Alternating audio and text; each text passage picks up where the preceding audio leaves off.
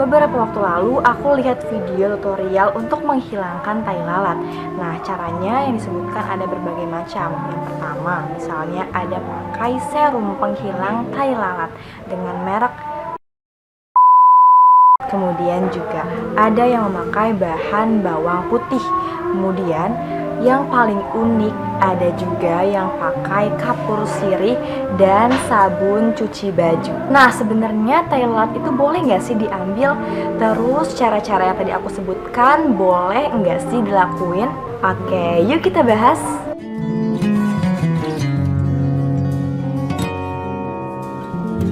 Akan selalu aku ingatkan bahwa tujuanku untuk membuat video ini adalah untuk mengedukasi, bukan untuk menegakkan diagnosis suatu penyakit secara pasti, karena diagnosis dan tindakan tertentu harus dikonsultasikan kepada dokter secara langsung terlebih dahulu.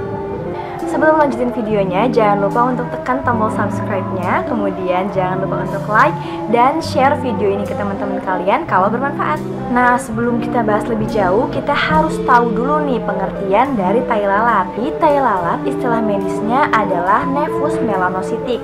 Nah, apa sih Nephus melanocytic itu? Jadi, dia adalah hasil dari proliferasi atau pembelahan dan akumulasi dari sel melanosit.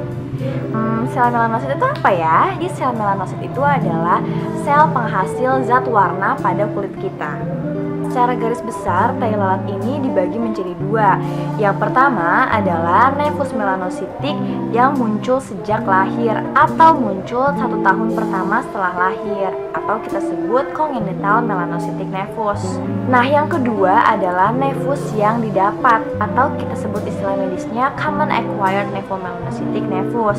Nah, ini adalah tai lalat yang didapat seiring berjalannya usia. Terus ada yang bertanya, tai lalat itu bisa membesar atau enggak sih? Jawabannya adalah bisa.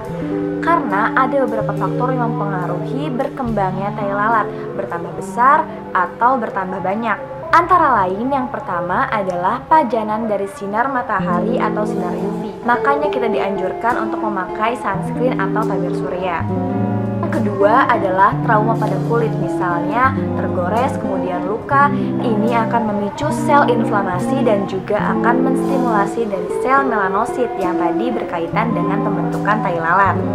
Faktor lainnya adalah imunosupresi. Maksudnya di sini adalah orang-orang yang mengalami penurunan sistem imun, seperti orang yang mengalami kanker, kemudian menjalankan kemoterapi, kemudian juga ada pasien yang menjalankan transplantasi organ. Selanjutnya adalah faktor hormonal, misalnya pada kehamilan, kemudian juga faktor genetik. Ini akan mempengaruhi perkembangan bertumbuh besarnya atau bertumbuh banyaknya tai lalat. Lalu ada yang bilang katanya tai lalat itu bisa berubah menjadi kanker. Betul nggak sih? Jawabannya adalah betul. Ada jenis tai lalat yang beresiko menjadi kanker kulit, atau istilah medisnya adalah melanoma, yaitu jenis tai lalat atipikal atau yang tidak khas dan displastik, di mana perkembangannya enggak normal. Karena pada beberapa penelitian disebutkan bahwa terdapat gen penanda kanker pada jenis tai lalat ini. Nah, lalu ciri-cirinya gimana sih? Ciri-cirinya adalah yang pertama, ukuran tai lalatnya lebih dari 5 mm. Kemudian yang kedua adalah warnanya irregular atau beragam, gak beraturan. Dalam satu tai lalat misalnya ada warna merah, hitam, dan coklat. Kemudian batas dari tai lalatnya itu nggak jelas atau samar-samar, nggak tegas gitu. Selanjutnya ada tanda-tanda inflamasi seperti kemerahan, kemudian ada nyeri, ada berdarah. Nah, kalau ada tanda-tanda yang aku sebutkan, mohon untuk periksakan segera ke dokter kulit, karena nanti akan diobservasi lebih lanjut dan dilakukan tindakan sesegera mungkin. Nah, dari penelitian aku baca, sebetulnya sebagian besar tai lalat adalah jinak, dalam arti tidak beresiko menjadi kanker. Namun, bagi beberapa orang, tai lalat ini menjadi masalah, terutama masalah estetika atau mengganggu penampilan.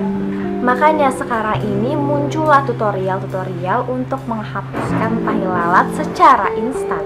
Nah, lalu gimana sih tutorial atau tindakan yang paling tepat untuk menghapuskan tai lalat?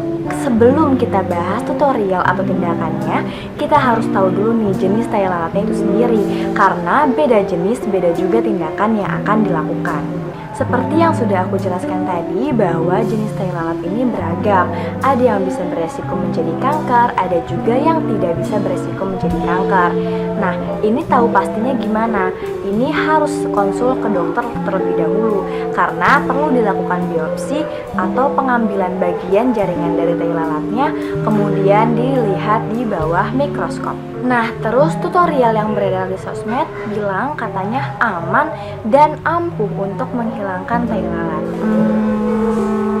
Yang benar, kita bahas satu-satu ya. Yang pertama adalah serum penghilang tai lalat.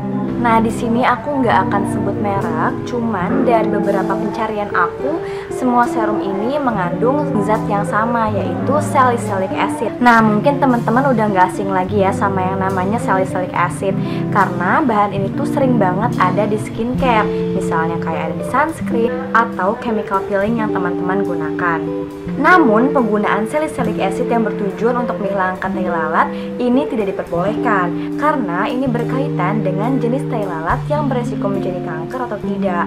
Tentunya kalau misalnya beresiko menjadi kanker, ini akan membawa masalah yang baru. Yang kedua adalah bawang putih. Nah, ini mitos ya teman-teman, karena sampai detik ini belum ada penelitian yang menyebutkan bahwa bawang putih dapat menghilangkan tai lalat. Nah, tutorial unik lainnya adalah kapur sirih dan sabun cuci. Teman-teman perlu tahu bahwa kapur sirih ini mengandung senyawa hidrogen peroksida, di mana sifatnya adalah basa kuat dan nantinya akan mengiritasi kulit. Begitu juga dengan sabun cuci. Kalau misalnya kulitnya sensitif, tentunya akan mengiritasi kulit juga. Tapi orang lain udah ada yang berhasil dong. Oke teman-teman, perlu diingat bahwa tiap kulit orang itu berbeda-beda. Kemudian juga respon terhadap zat yang ditempelkan pada kulit juga berbeda-beda. Nah, bisa dibayangin kalau kulit teman-teman ini sensitif terhadap zat-zat kimia. Nah, lalu tai lalat yang gak salah apa-apa tiba-tiba bisa ngamuk dan iritasi. Dan ditambah dirimu belum tahu jenis tai lalatnya seperti apa.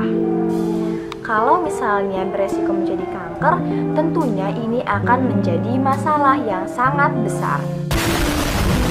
Nah, sampai sini bisa kita simpulkan bahwa tutorial yang aku sebutkan tadi yang beredar di sosial media adalah hoax atau berita bohong. Nah, setelah nonton video ini, aku harap teman-teman akan lebih teliti lagi untuk mempercayai sebuah informasi terutama mengenai kesehatan.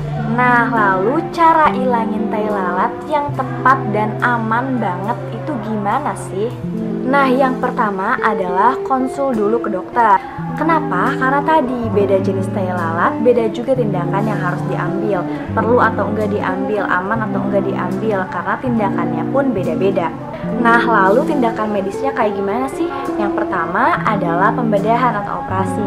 Seperti pada prosedur operasi yang biasanya diawali dengan anestesi terlebih dahulu, kemudian baru dilakukan pengambilan dari tai lalatnya sesuai prosedur operasi. Yang kedua adalah metode laser, dan ini biasanya dilakukan untuk jenis tai lalat yang tidak beresiko untuk menjadi kanker. Nah, tentunya semua tindakan ini sesuai dengan indikasi dokter dengan berbagai pertimbangan terbaik untuk pasiennya. Oke, sekian video kali ini, semoga bermanfaat dan semoga kita bisa lebih bijak dalam mencerna informasi terutama mengenai kesehatan dengan mencari informasi di sumber-sumber yang terpercaya atau konsultasi dengan dokter secara langsung. Kalau ada kritik atau saran atau pertanyaan, boleh banget untuk tulis di kolom komentar ya teman-teman. Oke, dadah, sampai ketemu di video selanjutnya.